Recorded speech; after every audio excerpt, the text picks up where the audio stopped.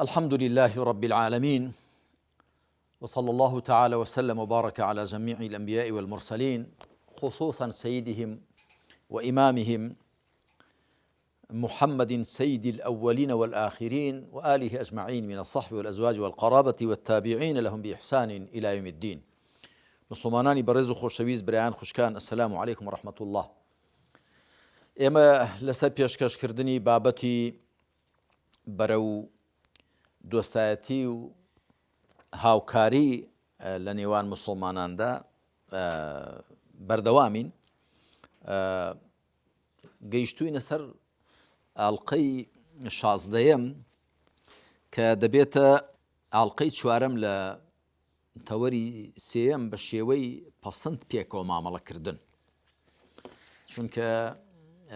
ئەم تەوەرە هەمووی 7 ئاڵقەیە. ئەمە ئاڵقەی 4ەمیەتی و لە کۆی بابەتەکە ئاڵقەی 16ەمە. ناونیشانی ئەم ئاڵقەیەمان بەم شێوەیە: بێجگە لە ناوی مسلمانان بەکارنەهێنانی هیچ ناونیشانێکی دیکە وەکو بناغە بۆ دۆستایەتی و برایەتی و نزیکی و هاوکاری، مەگەر وەک ناونیشانی سیاسی بۆ خەڵکێکی دیاری کراوە. ئەمە پێویستی بە ڕوونکردنەوە دەکات.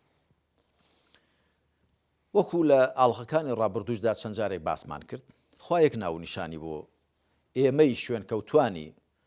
محەممەد الموستەفا سەڵات و سەلامی خوای لەسەر بێ و پەیڕەوانی قورئان بەکارهێناوە. ئەوی بریتێ لە ناوی مسلمانان: هو سەماکم المسلمینە من قبل وفي هذا. خوا ناوی لە ناون مسلمانان لەوە پێش و لەمەشدا، لەمە ئاماژەیە بۆ قورئان. خوا یەک ناونیشانی بۆ ئێمەداناوە کە بریتێ لە ناونیشانی مسلمانان، واتە بۆ خوا ملکەچان. بێجگە لەو ناونیشانە بۆ دۆستایەتی پێکەوەکردن، بۆ برایەتی پێکەوە گرتن، بۆ پێکەوە هاوکاریکردن نابێ هیچ ناوێکی دێکە بەکار بێ. واتە نابێ هیچ کەس بڵێ ئەتۆ لەبەرەوەی لە نێو ڕێکخراوەکەی مندانی، یان لە نێو حیزبەکەی مندانی، یا لە نێو مەشرەبەکەی مندانی، یا لە نێو مریدەکانی مندانی، یا ناوی تەریقەتەکەی منت لەسەر نییە، ناوی مەشرەب و مەزەبەکەی منت لەسەر نییە، ناوی ڕێکخراو و حیزبەکەی منت لەسەر نییە، ئەتۆ جای لە من نابێت. دەبێ هەوڵ دەین تەواوی حەقی برایەتی ئیمانی و ئیسلامی بەنسبەت پیاوانەوە و بەنسبەت ئافرەتانەوە، تەواوی حەقی خوشکایەتی ئیمانی و ئیسلامی لەگەڵ هەموو برای خوشکانی مسلماندا جێبەجێکەین، مادام ناوی مسلمانیان لەسەرە. هەڵبەتە لێرەدان بەستەمەوە نییە کە سەرز نەدەین داخوا چێ لەگەڵ ناوی مسلمانەتیان ڕاست دەکا و چێ درۆ دەکا، مەبەستم ئەوە نییە. چونکە منافق و دەغەڵ و بخەنەتەکانی لە ڕۆژگاری پێغەمبەردا عەلەیهی سەڵات وسەلام دەهاتنە خزمەتی و خۆیان بە مسلمان پێشان دەدا، بەڵام منافقیش بوون، مخەنەت و دەغەڵ بوون، دوای خۆی پەروەردگار نهێنیەکانی دەردەخستن. مەبەستم ئەوە نییە. مەبەستم ئەوەیە نابێ هیچ مەرجێکی دیکە لە لای خۆمانەوە دابنێین بۆ مامەڵە لەگەڵ خەڵکدا. هەر کەسێک لە ناوی ئیسلامدا، لە ناوی مسلمانەتیدا لەگەڵمان پێک دەگاتەوە، ئەوە وەکو ئێمەیە، هەمان مافی هەیە کە ئێمە هەمانە، و لەنێو ئەو بازنەیەدایە کە خوای پەروەردگار بۆی دیاری کردووین. تەماشا بکەن لە سوورەتی حەج ئاەتی ژمارە 78دا کە ئاەتی کۆتایی لە سوورەتی حەج، خوا سوبحانە وتەعالە لە ڕەوت و سیاقێکدا کە باسی کۆمەڵێک سیفەتی بنچینەی و بناغەی دەکا بۆ ئەهلی ئیمان، دەفەرمێ لە ئاەتی پێشەدا دەفەرمێ: یا ئەیها الذین ئامنوا ارکعوا واسجدوا واعبدوا ربکم وافعلوا الخیر لعلکم تفلحون. ئەی ئەوانەی بڕواتان هێناوە، ڕکوع بەرن، سەجدە بەرن، بەندایەتی بۆ خوا بکەن، چاکەکاری بکەن، بەڵکو سەرفراز بن. دوای دەفەرمێ: هو اجتباکم وما جعل عليكم في الدين من حرج. خوا ئێوەی هەڵبژاردووە و لە دینی خۆیدا سەغڵەتی نەخستۆتە سەر ئێوە، واتە دینەکەی سەغڵەتتان ناکا، واتان لێ ناکا کە دەرنەبن، نەک پێوە ماندوو نابن. ئارەقتان لێ داوا دەکا، خوێنتان لێ داوا دەکا، سەر و ماڵبەخشینتان لێ داوا دەکا، بەڵام سەغڵەتتان ناکەن بڵێ وەڵاهی عاسێ بۆ من نازانێت چی بکەم، وما جعل عليكم في الدين من حرج ملة أبيكم إبراهيم أو همان الربازي بابتان إبراهيم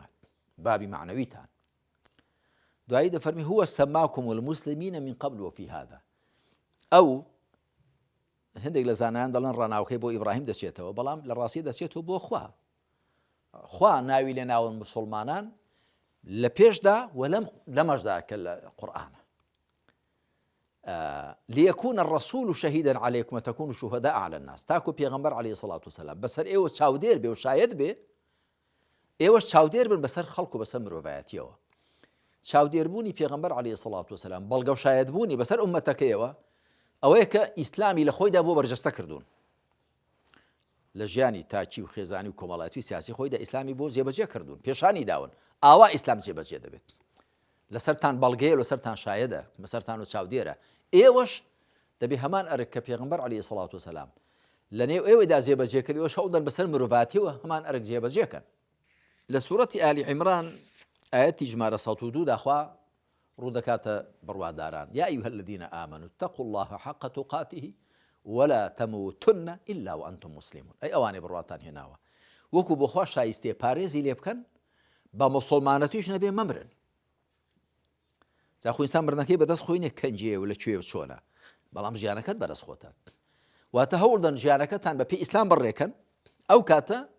لە هەر کاتێک و لە هەر شوێنێک و لە هەر حاڵێکدا مردنتان گەیشتە سەر بە موسڵمانەتی گیانەکەتان تەسلیمی خوای پەروەردگار دەکەنەوە و گیان دەسپێرن با تۆزێک ئەمە شی بکەینەوە بەڕێزان ئەگەر ئەمڕۆ تەماشای واقعی جیهانی ئیسلامی بکەین فراوانتر لە هەرێم و عێراق و تەماشای جیهانی ئیسلامی بکەین لە ڕۆژهەڵاتیەوە بۆ ڕۆژ ئاوای لە باکووریەوە بۆ باشووری چی دەبینین سەدان ناونیشان دەبینین سەدان مەشرەب و مەزەب دەبینین سەدان جۆرە بیرۆکە و ڕەوت دەبینین هەمووشی دیارە لە نێو موسڵماناندا و بەداخەوە هەندێک لەو ڕەوت و مەشرەب و بیرۆکە و لایەنانە وا دوورکەوتونەوە لەو بازنە فراوانەی ئیسلام و شکڵ و مۆرکێکی تایبەتیان بە خۆیانەوە گرتووە وەکو بڵی هیچیان نەچێتەوە سەر ئیسلامەتی و موسڵمانەتی کاتی خۆی بابیەکان و بەهائیەکان دوایی قادیانی و ئەحمەدیەکان هەموو خۆیان بە موسڵمان زانیوە بەڵام بە تەئکید دەسە هیچ فڕیان بەسەر ئیسلام و موسڵمانەتیەوە نەماوە و زۆر لە جم و جۆڵە باڵتینیەکان وەکو من لە کتێبی سێمی بیرکردنەوەی ئیسلامی لە نێوان وحی و واقیعدا باسم کردووە ڕەوتە فیکری و سیاسیەکانی مێژووی موسڵمانان زۆر لە جم و جۆڵە باڵتینیەکان سەرەتا خۆیان بە موسڵمان پێشانداوە بەڵام لە دوارە یەکجاری لە بازنەوەی رازی ئیسلام و ئیمان چۆنە دەرێت ئێستاش موسڵمانان ئەوە دەردی کوشندەیانە ئەو لێکدابڕان و ئەو هەر کۆمەڵ سەر پێکەوەنان و بیر نەکردنەوە لە چەترە فراوانەکە و بیر نەکردنەوە لە بازنە فراوانەکەی کە خوا سوبحانە و تەعالا کردوێتی بە ناونیشان بۆ هەموویان ئەوە دەردی کوشندەی موسڵمانانە و ئەوەیە کە بێهێز و پێزی کردوون کە خوا سوبحانە و تەعالا لە سوورەتی ئەنفالدا هۆشداری پێداوین کە دەفەرمێ ولا تنازعوا فتفشلوا وتذهب ريحكم واصبروا إن الله مع الصابرين پێکۆ ناکۆک مەبن ئەگەنا بێهێز دەبن و بۆنتان نامێنێ یاخود